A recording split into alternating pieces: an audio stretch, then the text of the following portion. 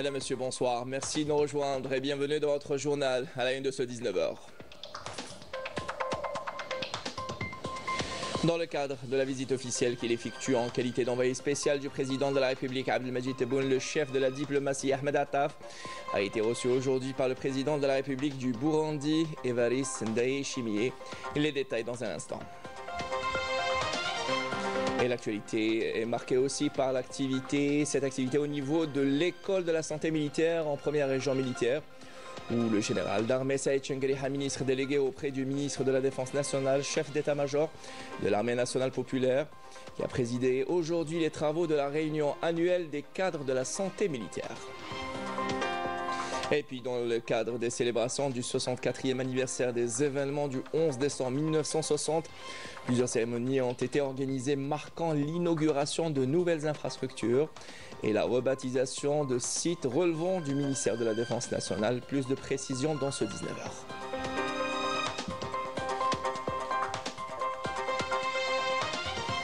Et au volet international, le groupe de Genève pour le soutien à la lutte du peuple sahraoui s'est réuni en Suisse, où des experts du droit international et du droit de l'homme tirent la sonnette d'alarme sur les droits bafoués des Sahraouis.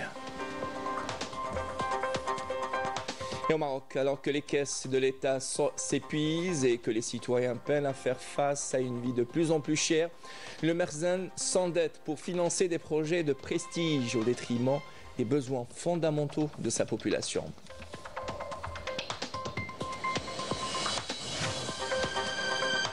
Et hommage au grand regretté Rachid Makhloufi à la mosquée de Paris en France, en présence d'une importante assistance, l'occasion de revenir sur le parcours d'un grand footballeur et un brillant sélectionneur, ainsi que sur les principes et valeurs humaines du regretté.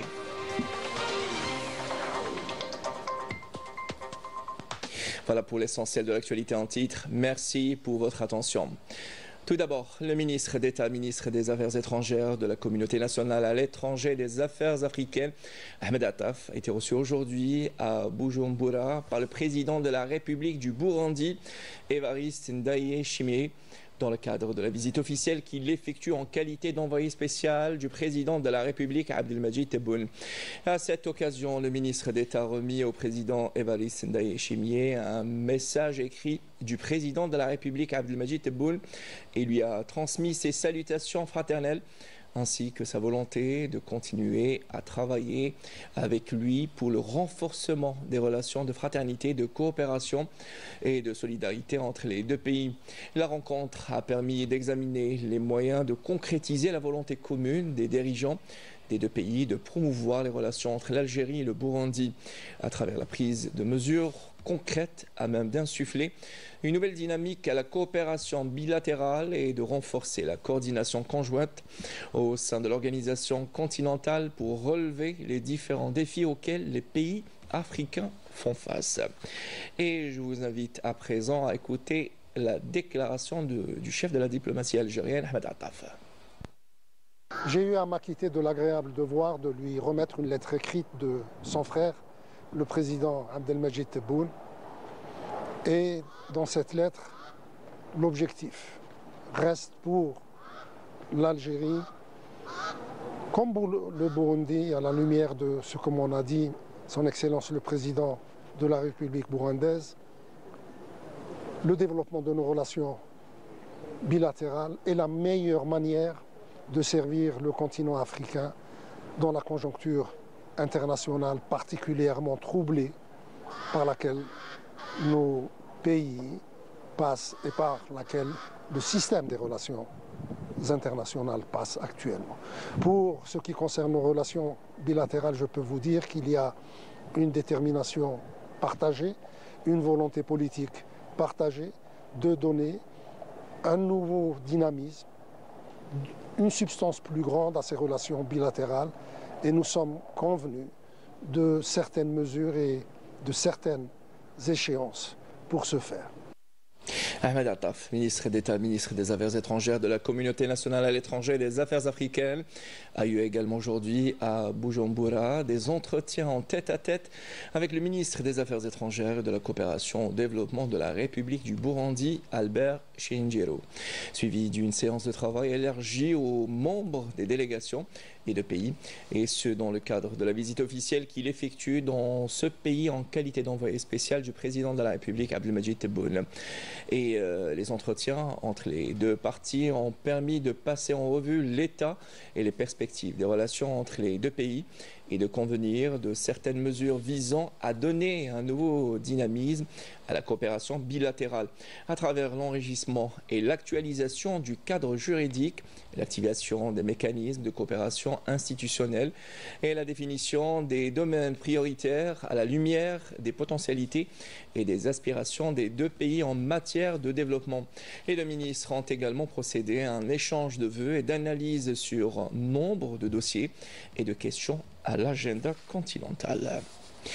Et puis retour chez nous et en qualité d'envoyé spécial plutôt, je parle de cette activité, le général d'armée Saïd Chengreha, ministre délégué auprès du ministre de la Défense nationale, chef d'état-major de l'armée nationale populaire, a présidé aujourd'hui au niveau de l'école de la santé militaire en première région militaire les travaux de la réunion annuelle des cadres de la santé militaire. Plus de précisions avec Badia Marni.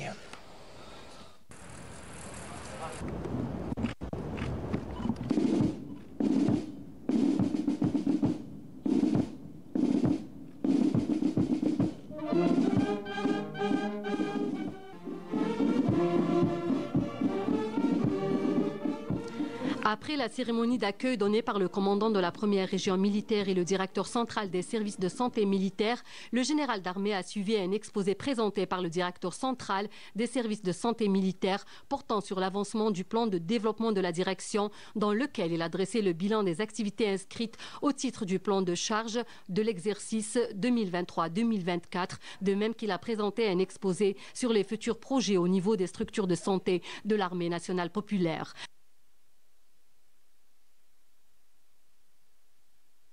Par la suite, le général d'armée a prononcé une allocution d'orientation qui a été suivie par visioconférence par les cadres et les personnels de la santé militaire déployés à travers les 6 régions militaires. Lors de cette rencontre, le général d'armée a souligné l'importance du secteur de la santé militaire qui est investi des missions de prise en charge médicale des personnels militaires et de la couverture médicale des citoyens, particulièrement au niveau des zones frontalières du Grand Sud.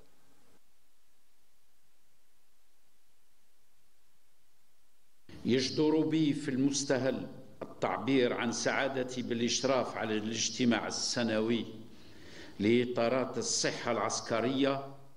Tout d'abord, je tiens à exprimer ma réjouissance de présider la réunion annuelle des cadres de la santé militaire qui a pour objectif d'évaluer le taux d'exécution du plan de charge de l'année 2024, de dresser le bilan des activités en cours en matière de prestations médicales fournies au personnel et leurs ayants droit. تقديم الخدمات الطبية للمستخدمين وذوي حقوقهم وجرد المشاكل المعترضة من أجل إيجاد الحلول الملائمة له. Nous considérons le secteur de la santé militaire comme étant une partie intégrante des potentialités du corps de bataille et nous veillons à ce qu'il soit un des facteurs importants de renforcement de la disponibilité de nos potentiels humains pour accomplir pleinement les missions qui leur sont assignées en toutes circonstances. من روافد الرفع من جاهزية مقدراتنا البشرية واستعدادهم التام لأداء المهام الموكلة لهم في كل الظروف والأحوال. Assurer une bonne prise en charge médicale de nos personnels militaires à travers l'ensemble des régions militaires et contribuer à la couverture médicale de nos concitoyens, notamment au niveau des zones frontalières du Grand Sud, constitue une mission capitale à travers laquelle nous œuvrons à la concrétisation de la sécurité sanitaire de notre armée et de notre pays.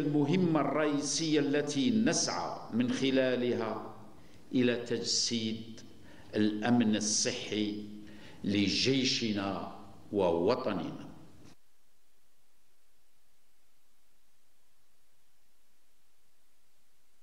Le général d'armée a également écouté les interventions des cadres de la santé militaire avant de leur donner des instructions et des orientations portant essentiellement sur la nécessité d'améliorer les prestations et les méthodes de travail en vue de promouvoir la qualité de la prise en charge médicale des personnels.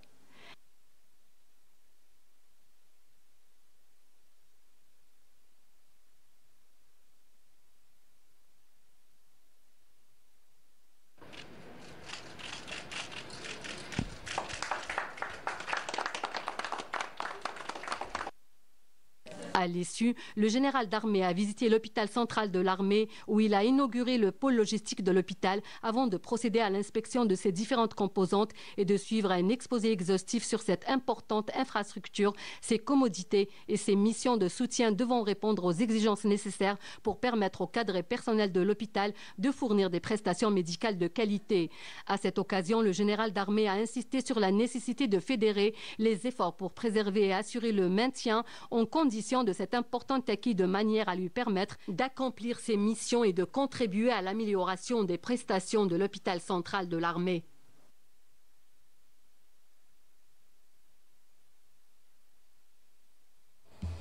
Et l'actualité est marquée également en qualité d'envoyé spécial du président de la République Abdelmajid Tebboune. Le ministre d'État, ministre des Affaires étrangères de la Communauté nationale à l'étranger des Affaires africaines, Ahmed Attaf, est arrivé à Kampala, République d'Ouganda, pour une visite officielle. Cette visite s'inscrit dans le cadre des efforts communs visant à promouvoir les relations bilatérales privilégiées et à renforcer les traditions de concertation de haut niveau entre les deux pays frères. Le ministre d'État sera reçu à Kampala par le président de la République d'Ouganda, Yoweri Museveni, et qui il remettra une lettre de son frère, le président de la République, Abdelmajid Tebboune. Attaf aura également une séance de travail avec son homologue ougandais, Haji Aboubakar Gégé Odongo.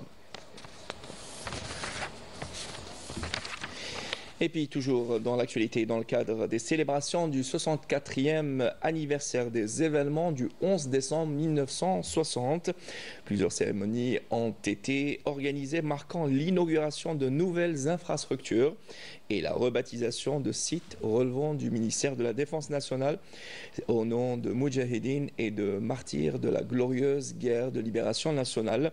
Ces lieux ont été rebaptisés, je le disais, en hommage aux martyrs et Moudjahidines de cette glorieuse révolution de libération nationale. Nous dit Yasmine Soedir. Le commandant de la 5e région militaire Nordin Hambli a présidé les cérémonies de rebaptisation d'une unité portant le nom du Moudjahid Chengriha Mahmoud et d'un bataillon nommé en hommage au héros martyr Sahrawi Masoud. Dans la première région militaire, le général Ali Saïdan a supervisé la rebaptisation de l'Institut militaire de documentation, d'évaluation et de prospective qui portera désormais le nom en l'honneur du martyr Mohamed Fennish. Il a également présidé la cérémonie de rebaptisation du Centre militaire d'ingénierie et de développement des infrastructures situé à Hussein-Dey qui portera désormais le nom du défunt Moudjahid, le général-major Ahmed Sanhaji. Par ailleurs, le groupement régional de la gendarmerie nationale de Tipaza a été baptisé du nom du héros martyr Mohamed Moqaddam. Dans la 6e région militaire, le général Mohamed Ajroud a inauguré le nouveau siège de l'établissement de soutien de proximité de l'intendance à Insalah, ainsi qu'un centre médico-social et une crèche à Tamanrasset. Dans la 2e région militaire, le général Mohamed Tayyib Brakni a dirigé la cérémonie de rebaptisation d'un régiment portant le nom du défunt Moudjahid Chemloul Abdelkader. Il a également supervisé la rebaptisation d'une unité en hommage au Moudjahid Ahmed Siyad. Enfin, à Tiaret, le commandant régional de la gendarmerie nationale a présidé la cérémonie de rebaptisation de la compagnie régionale de sécurité routière qui porte désormais le nom du martyr Djilali Belhassan. Ces cérémonies ont eu lieu en présence de cadres de l'armée nationale populaire, des autorités civiles et des familles des martyrs et moudjahidines qui ont été honorés à cette occasion.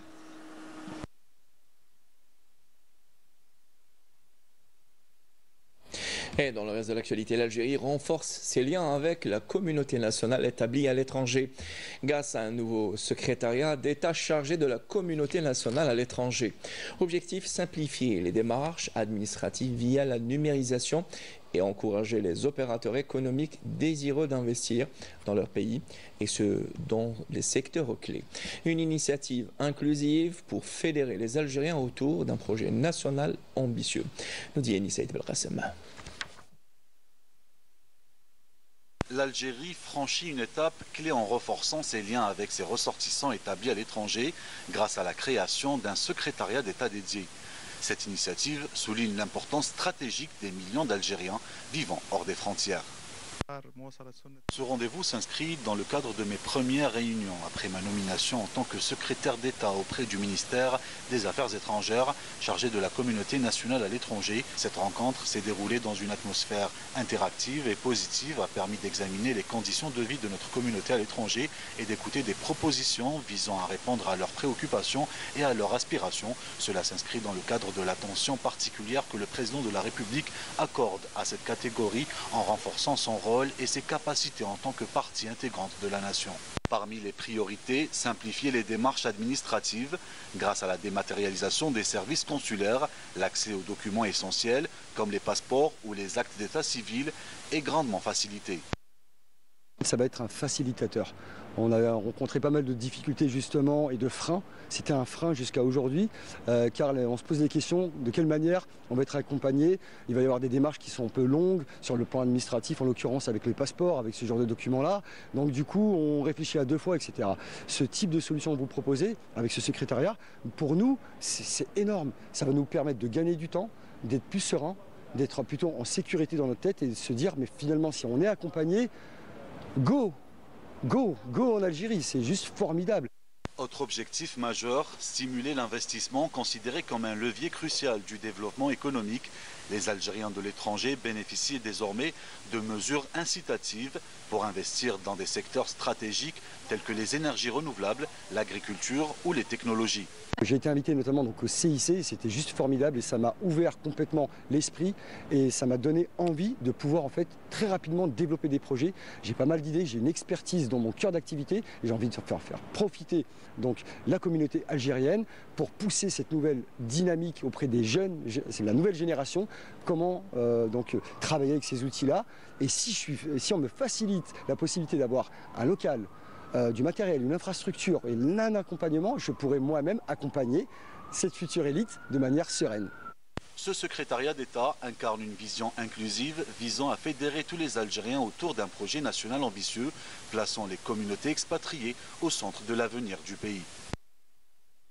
Et puis hier soir à Paris, la mosquée de Paris a abrité un vibrant hommage au regretté Rachid Makhloufi en présence d'une importante assistance. L'occasion de revenir sur le parcours d'un grand footballeur, un brillant sélectionneur, ainsi que sur les qualités humaines et professionnelles du regretté. Nous dit depuis Paris à Fablochette. Regardez. Une salle comble, un public mêlant génération, nationalité et confession, tous réunis pour célébrer la grandeur d'un homme. Rachid Makhloufi, figure emblématique, a marqué l'histoire à la fois par son engagement pour l'indépendance et par son éclat sur la scène du football international. C'est cet immense parcours que la Grande Mosquée de Paris a honoré en accueillant cette conférence. Je trouve que voilà, ce que je veux qu'on retienne, c'est que c'était vraiment un héros, quelqu'un avec des valeurs incroyables, quelqu'un de humble. Quelqu'un qui nous marquera à jamais. Le courage politique de Makhloufi, héros d'une guerre menée sur les terrains internationaux sous les drapeaux de la liberté, était à la hauteur de son talent exceptionnel. Un joueur exceptionnel en avance sur son temps, à la fois techniquement, tactiquement, physiquement. Mais Makhloufi ne s'est pas limité à lutter pour la libération de notre Algérie. Il a aussi œuvré pour bâtir le pays après l'indépendance avec la même détermination. Rachid Makhloufi a été reconnu aussi en tant qu'entraîneur sélectionneur national, où il a enchaîné les titres, 75 Jeux méditerranéens, 78 Jeux africains, 82 l'épopée de l'Algérie en Coupe du Monde. À cette occasion, de nombreux joueurs qu'il avait lui-même choisis et formés sont venus s'incliner devant sa mémoire, tout en rendant hommage à celle de Mehieddine Khelef dans un émouvant concours de destin. Makhloufi et Mehieddine, c'est la Coupe du Monde 82. C'est le début d'une aventure humaine aussi avec tous les matchs que l'on a fait avec eux. Et si on est arrivé à ce stade-là, être des joueurs de haut niveau, c'est que grâce à ces gens-là, c'est grâce à ces entraîneurs, ces gens, parce que Bahid El Khalf, que Dieu ait son âme, c'était presque la famille. Moi, c'est un parent. À 19 ans, j'étais convoqué par Sid Makhloufi. En équipe nationale, je trouve un bonhomme vraiment, comment dirais-je, voilà. Dans la salle, les jeunes écoutaient fascinés ces récits d'histoire sportive et politique. Certains ont même exprimé leur admiration en créant un maillot à l'effigie de cette génération légendaire. Une histoire d'hommage et l'objectif c'est de redonner vie à cet emblème-là et à ce maillot-là. C'était une conférence incroyable. Il y avait de la qualité, il y avait de la matière. C'est une légende algérienne. Transmettre cette mémoire constituait justement l'autre objectif de cette conférence, comme l'a souligné le recteur de la Grande Mosquée de Paris, rappelant la portée à la fois instructive et émouvante de cet hommage. Et dans l'actualité internationale, la résolution historique 1514 des Nations Unies concernant la libération des peuples colonisés aura bientôt 64 ans. Et à cette occasion, le groupe de Genève pour le soutien à la lutte du peuple sahraoui s'est réuni hier en colloque à Genève en Suisse. La rencontre qui s'est tenue sous le slogan Autodétermination des peuples et responsabilité des Nations Unies a réuni un nombre important d'experts du droit international et des droits de l'homme, nous dit Sabrina Kshourouda. Le colloque international de solidarité avec le peuple sahraoui s'est tenu ce mercredi avec les rappels nécessaires concernant le droit international. Lors de cette rencontre, diplomates, experts, chercheurs et spécialistes du droit international et des droits de l'homme ont rappelé la nécessité de l'application du droit du peuple sahraoui à disposer de lui-même. Dans le même temps, ont été discutés les derniers développements de l'avancée du Sahara occidental vers sa souveraineté totale. Un temps fort qui aura permis de mobiliser les alliés de la cause légitime des Sahraouis. La Namibie est l'un des États qui a ouvertement soutenu le droit du peuple sahraoui à disposer de lui-même. La Namibie, en tant qu'ancien peuple colonisé, ne sait que trop ce que vivent les Sahraouis. Nul doute que le peuple sahraoui se libérera du joug colonial. C'est pourquoi nous les soutenons dans leur lutte. Il est important qu'une telle rencontre ait lieu à Genève, afin de mettre la lumière sur la situation des Sahraouis et soutenir leur droit à être maîtres de leur destin, sans compter la question des droits humains de ce peuple.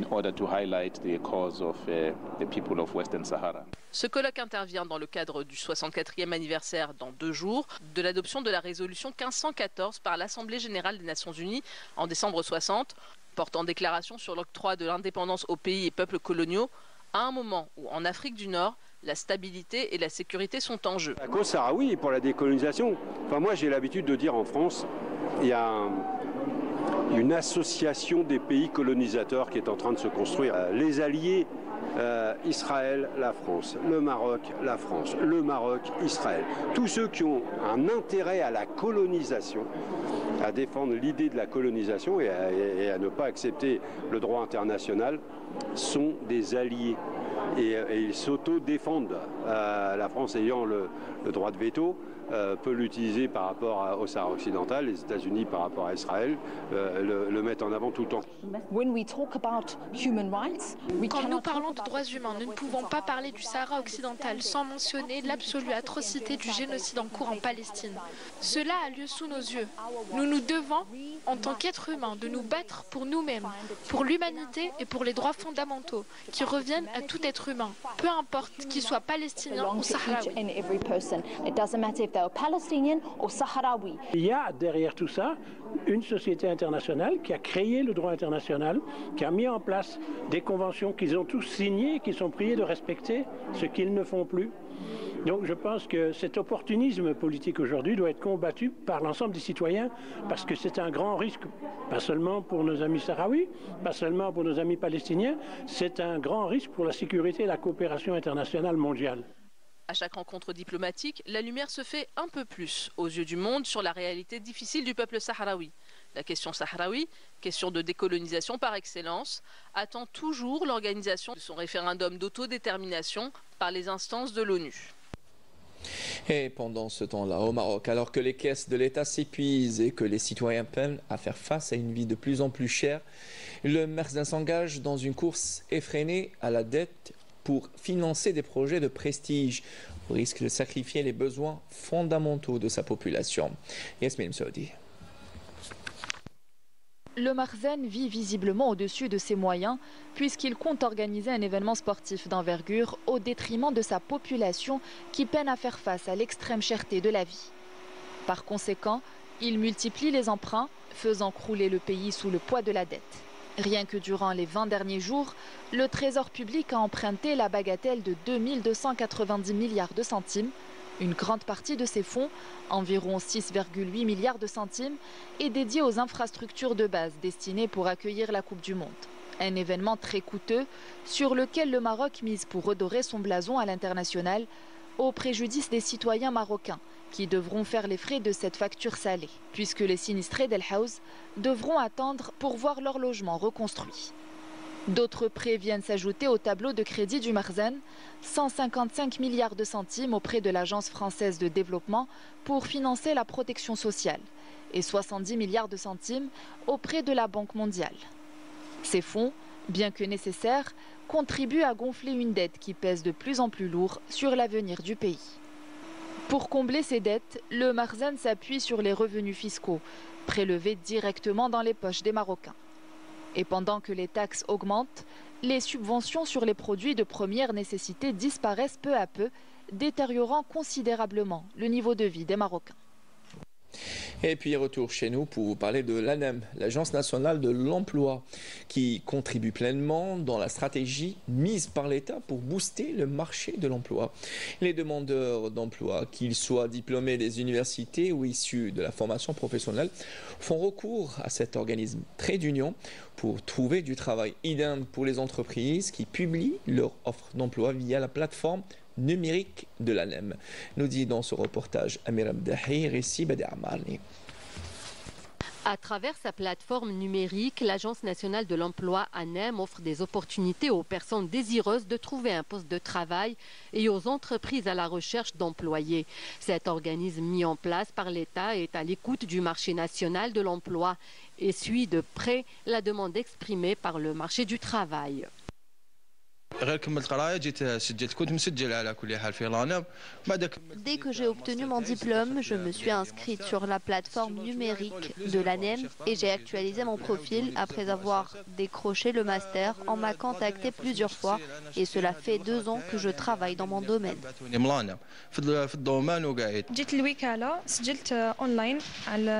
Je me suis inscrite à travers la plateforme Wassit. Je suis venue ici pour valider mon compte. Nous organisons des entretiens avec les entreprises pour être au fait de leurs besoins avant d'orienter les demandeurs d'emploi. Les demandes d'emploi proposées dépassent les 446 000 dans le monde économique, dont 348 000 sont déjà recrutés. Plusieurs autres postes de travail dans des secteurs stratégiques sont également pourvus. La stratégie adoptée concernant l'emploi s'inscrit dans le cadre d'une politique nationale de l'emploi qui se base sur plusieurs axes, entre autres la valorisation de la ressource humaine, la numérisation et la promotion de la médiation dans le monde du travail, de même que l'encouragement de l'esprit entrepreneurial. Notre but est de participer au renforcement des capacités du marché de l'emploi.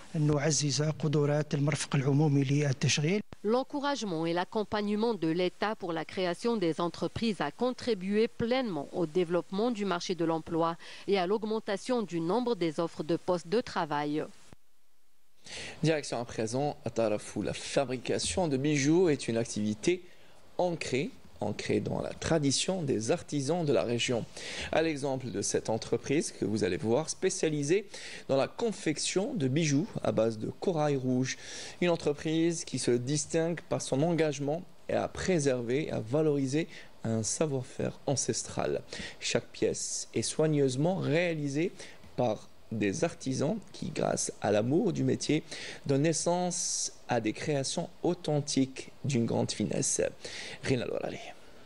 Véritable trésor des fonds rocheux de la Grande Méditerranée, le corail rouge est la matière première essentielle pour la fabrication des bijoux traditionnels. C'est dans cet atelier que le corail est soigneusement transformé et valorisé par ces artisans qui, à travers des techniques bien précises, créent des pièces d'une grande finesse. Cela fait plus de 25 ans que notre entreprise est spécialisée dans la confection de bijoux traditionnels à base de corail. L'État nous a soutenus en nous accordant de nombreuses aides financières et matérielles, ce qui nous a permis de continuer à évoluer et à nous développer.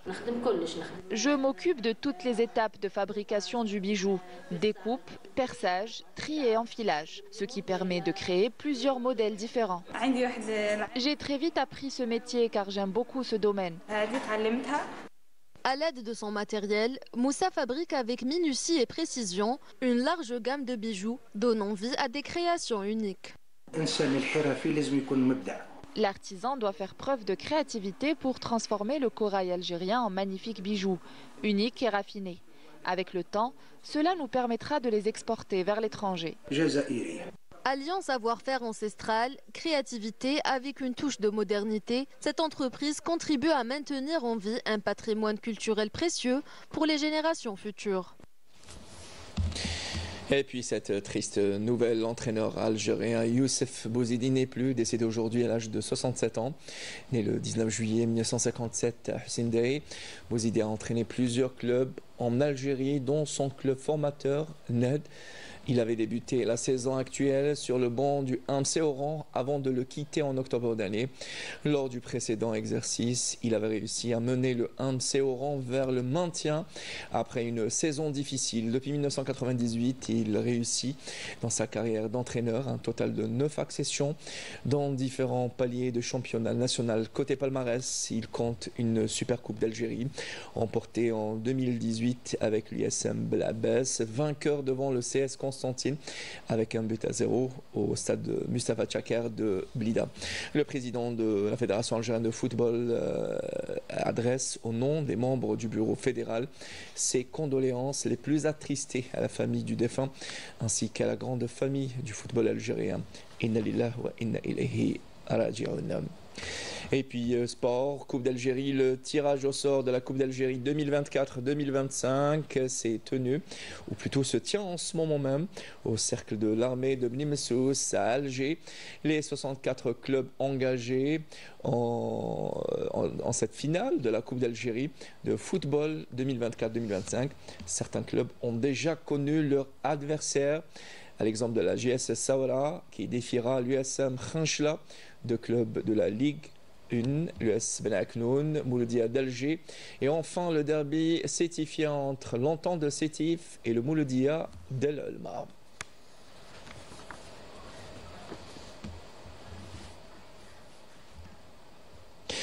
Avec cette information, nous arrivons à la fin de ce 19h réalisé par Mokhles Almi et préparé par Adel Bouhames et Nsrine Bessaidi.